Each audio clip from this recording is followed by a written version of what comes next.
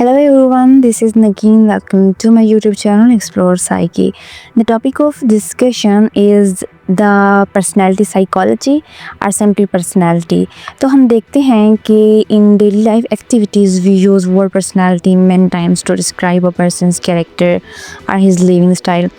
तो ऐसी बहुत सी स्टडीज़ की जाती हैं जिनके अंदर इंडिविजुअल की कम्युनैलिटीज़ या आप जिनको सिमिलैरिटीज़ कहते हैं उनको डिस्कवर किया जाता है, उनको डिस्कस किया जाता है और इन सिमिलैरिटीज़ की बिना पर उनके बिहेवियर को डिस्क्राइब किया जाता है। हाउएवर इन सिमिलरिटीज़ के बावजूद हम एक दूसरे से क्योंकि सिमिलर हैं, लेकिन इनके बावजूद भी इसके साथ साथ हम सब में बहुत सी डिफरेंसेस भी होते हैं जिनकी वजह से हम एक दूसरे से मुख्तलिफ होते हैं।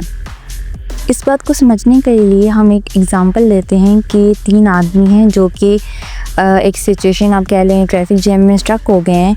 वहाँ पे क्या होता है कि एक बंदा है जो जब ट्रैफिक जैम को देखता है तो वो बैठा रहता है और 10 मिनट भी उसे वेट करना पड़ता है या 15 मिनट भी, तो वो वेट करता है, बैठा रहता है और देखता है कि जैसे ही सिचुएशन ओवरकम होती है।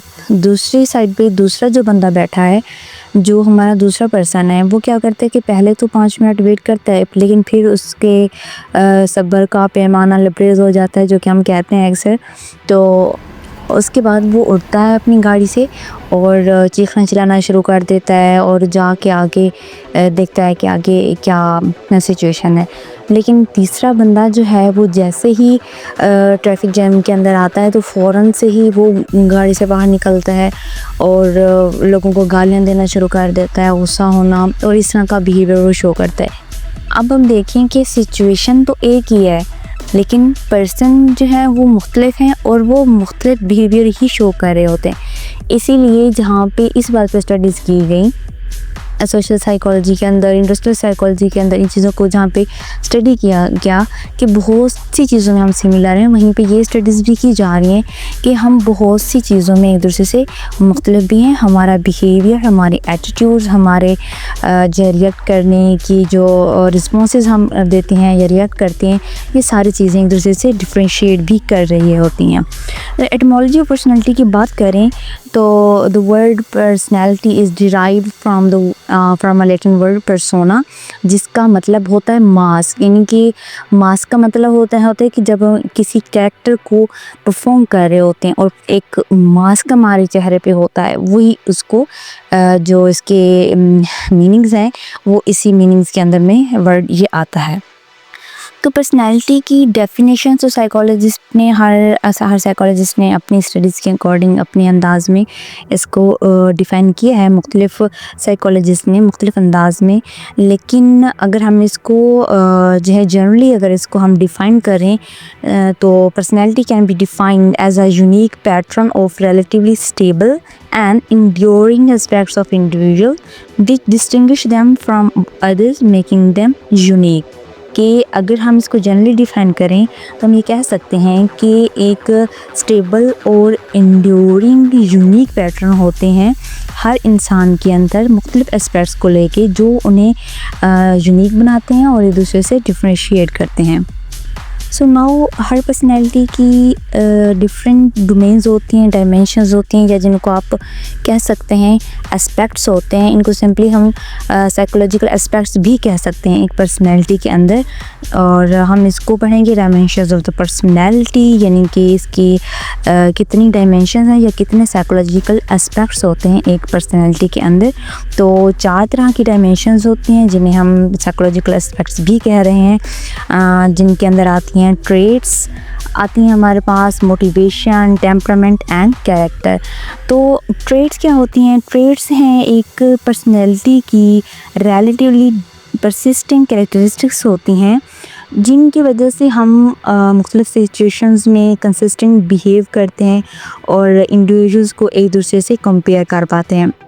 जैसे कि हम देखते हैं कि पर्सनैलिटी के टेस्ट बनाए जाते हैं जो पर्सनैलिटी को मुय्यर कर रहे होते हैं, उनको भी ज़्यादातर ट्रेड्स की बुनियाद पर ही बनाया जाता है और वो ट्रेड्स को ही मुय्यर कर रहे होते हैं।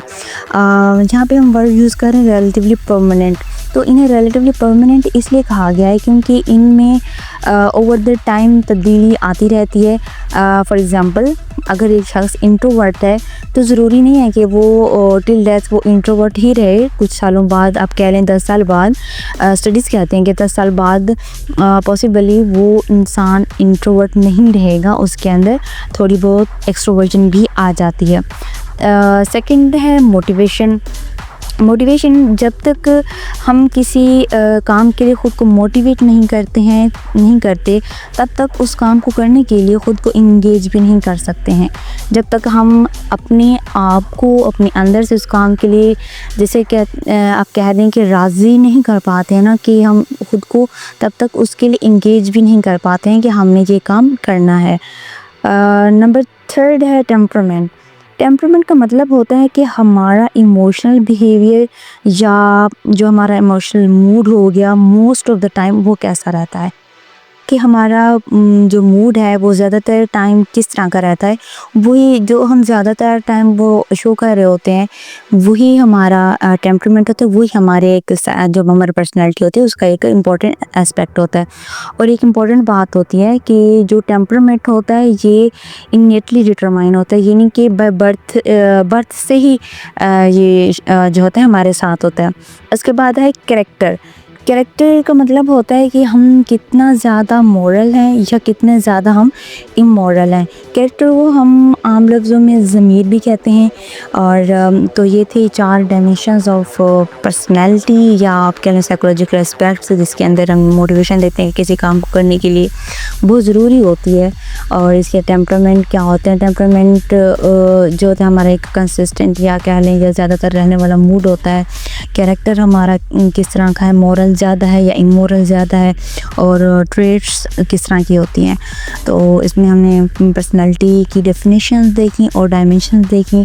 नेक्स्ट लेक्चर में हम इसको जो है मज़ीद कंटिन्यू रखेंगे, क्योंकि ये काफ़ी लंबा एक चैप्टर है या एक लंबा टॉपिक है। तो नेक्स्ट हम इसकी थेरीज पे डिस्कस करेंगे।